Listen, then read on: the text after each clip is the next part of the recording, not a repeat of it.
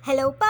For today's video ay magbubusa tayo ng alimasag. At dahil nga bumiyahe si Papa mga be at si Dari naman ay pumasok sa trabaho, tapos si Mama naman ay andun sa bahay ng kapatid ko, ako na muna magluluto for today's video dahil nakakaluto naman ako kahit papano. Hindi nga tulad noon, nahirap akong magkikilos dahil kahit papano ngayon, nakakagalaw-galaw na ako ng paunti-unti. Kaya naman ito, sinasamantala ko pag piling ko ang lakas ko kasi ito naman talaga yung hilig ko, yung pagluluto. Ay teka, at mabalik tayo sa niluluto natin na alimasag. At eto na nga, nilalagyan ko na siya ng asin after ko malagyan kanina ng garlic powder. Alam nyo ba mga be, favorite namin ni Nigel ang alimasag at saka ang hipon. Pero alam nyo rin ba na si Dari ay hindi kumakain nun? Oo, tama kayo, hindi siya kumakain ng hipon tsaka alimasag. Pero pabor sa amin yun.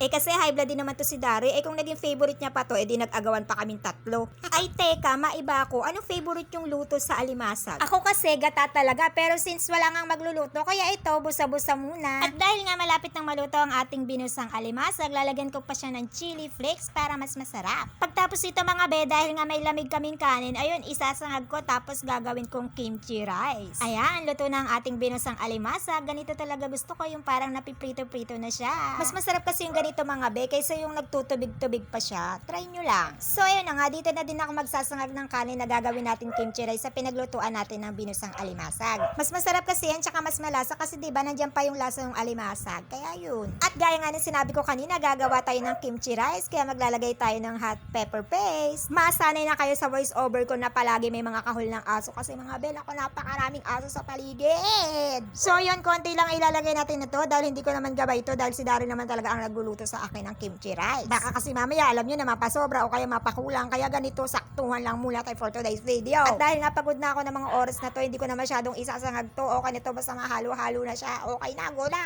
Ayun na, nakaluto na ako mga be. Andito natin yung kimchi rice. Ayan yung alimasag. Ayan. Dalawa lang kami ni Nigel nakakain ngayon kasi si Dari pumasok. Tapos ito meron niluto si Dari na pork pastel. Pinastel niya yung sahog ng munggo na natira kagabi, yung niluto ni Papa na munggo. Marami kasi yung sahog na natira. Ayan, nasayangan siya kaya pinastel niya. Ayan, nakakain pa si Papa ngayon bago bumiyahe. Kaya ayan, dagdag namin sa ulam. Kakain na kami, may suka din kami. Syempre, may yelong malamig. Tara na, kain na! O paano? Yan lang muna for today's video. Thank you for watching. Follow me for more. Okay, bye!